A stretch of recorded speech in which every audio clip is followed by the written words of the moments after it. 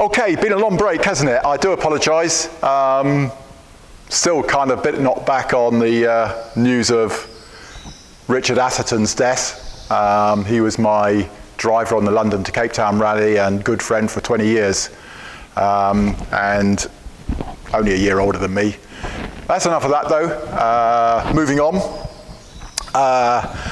Emma and I have entered the East Anglian Classic Rally in Emma's PV. We haven't rallied, since Iceland, have we, which was 3-4 years ago.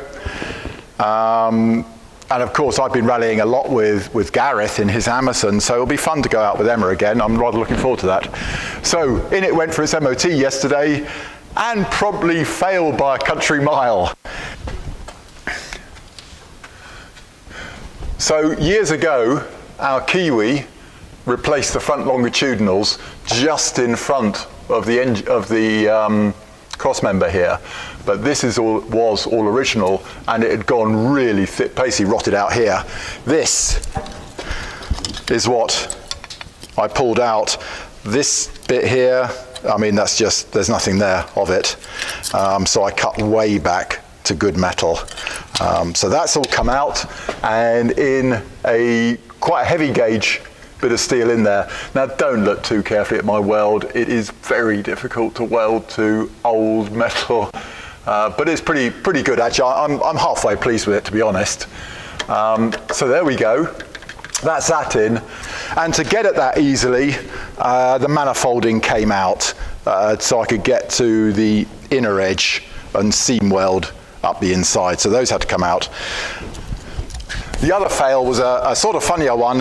We had no brake lights, and that wasn't a fail. I spent an hour before the MOT searching it and eventually found, last time it had gone into the body shop had switched the earth wire at the right-hand rear lamp with the stop lamp wire.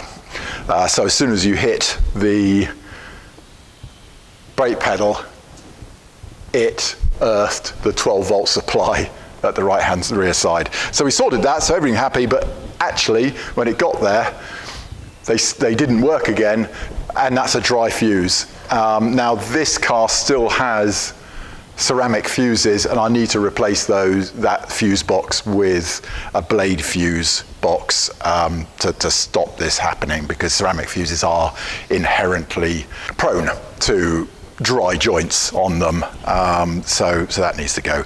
Okay, so this, I reckon in 1 hour I'll have that ready to go back for MOT. What else has happened? I think last time I spoke to you we already had Ed's P1800 up and running, so we've done nigh on 100 miles on that, and it's very sweet. There's a few things we've suggested to Ed to be done in a year's time, if he can bring himself to come back to us, that will just tidy up the way the car feels and behaves. So there's that. Let's just walk, no, let's go to the other car we worked on. Is the Rudd Speed 122S of Jeff. We've got this much nicer now, much better behaved. And the engine running a lot better. It had SA needles. Now, we've never known an engine go for SA needles, and certainly this one didn't want to. It was horribly lean, except for at idle, which was rich. And as it happens, we popped in the KN. I had to rich it up 3 flats, but then it just came in across the board. So this is now running much nicer. We have a slight worry about these wire wheels at the front. We think they've rocked a bit, and so there's a slight bit of wiggle in the wheels. I don't think it's wheel bearing, but I might be wrong. So that's gorgeous car. This is the nicest car I've ever driven in my life, I think. Everything's kind of right about it. Nicest car I've ever driven. The engine's sweet, the brakes are right, the handling's good. And the only thing I could find to criticize is that it's got a B20 temperature gauge in there. In other words, the one that has the red sector should be green and white. And that the Motorlita steering wheel is just too close to the 2 stalks, the overdrive and the indicator stalk, and really needs another 1-inch spacer in that. That's what I found to criticize on this car. That it is just remarkable, even nicer than our own. So what makes it a Rudd Speed? Well, you can probably just see that. That's rather lovely. The grille badge there.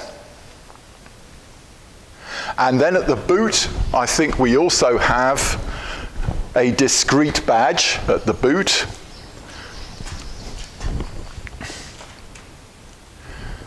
And in the engine bay also. So we're pretty sure this genuinely is a Rudd Speed engine. Exactly, obviously it's difficult to tell with Rudd Speeds. You know, a Rudd Speed badged car could be anything from a changed steering wheel to a hotter cam and sportier suspension. You know, so from the very small to the very significant modifications. So yeah, there's that. So we're waiting for that to be picked up. I'd say just gorgeous, just love it. And of course, I've always had a soft spot for this colour. I think it's a battleship grey. Volvo thinks it's a blue. But we used to have a B-Reg car in this colour and loved that one. So what else is going on? Okay, well really it's just vehicles for sale. We really have to shift some vehicles, so come and have a look. So on our website is the 444. This came as a box of bits to us and we've built it up. It'd already been converted to a B18 engine and therefore and disc brakes, and so is a hugely practical car. As a classic driver, I would take this to Scotland tomorrow and back. I think there's no doubt that it is a proper motorway-ready, reliable vehicle. Then, our old 850, just actually waiting to hear back from my sister as to whether she wants it when she comes back from South Africa. But this went through the MOT 2 days ago now. And when I went to pick it up, the MOT tester, who is not known to be particularly gregarious, simply said, "Wow, that's a minter." Well, that was very kind of him. It's not really mint because there's some little trim stuff going on and a couple of little scratches, but mechanically, it is just spot on. It is a gorgeous car. And I'd forgotten how much nicer the 850 is than the facelift V70. The V70 puts on it must put on several hundred kilograms on top of the 850, which means the V70 has to have bigger tires to keep it on the road. This has the lighter tires, it's the lighter car, and just is pretty much sports car handling, whereas I don't think you'd ever refer to the V70. Much as it handles pretty well for such a big car, it's not a sports car. But the 850, lovely. And this is the CD version, so it's got all the leather seats and the heated seats. And I've converted it to USB outlets front and rear, so it's quite a good car for children as well. Right, there's that and that. My Z1's got to go, the Kawasaki. That's out the back. Haven't really done anything about that, as usual. And incidentally, if you know of anyone, Richard's tilting PRG trailer is for sale as well. So if you know anyone who wants a high quality tilting PRG trailer, hydraulically tilting, we have that as well. So that leaves the other project. Well, this is Richard's Triumph Stag, which is unbelievably good condition. It's never been restored, and there's absolutely not a bit of corrosion to be seen on it. The usual comment, oh yeah, the rear wheel arches all go, so don't worry about that. Not this one. This one is perfect. And as I say, never restored. It's not that it's perfect because somebody's resprayed it. This is not been touched since it came out the factory. At the moment, I'm just trying to get the brakes freed off. We've replaced the front calipers.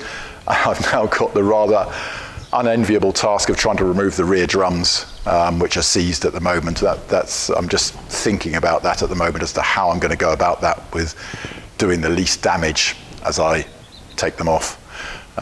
So Richard Stagg fires up on the button, by the way.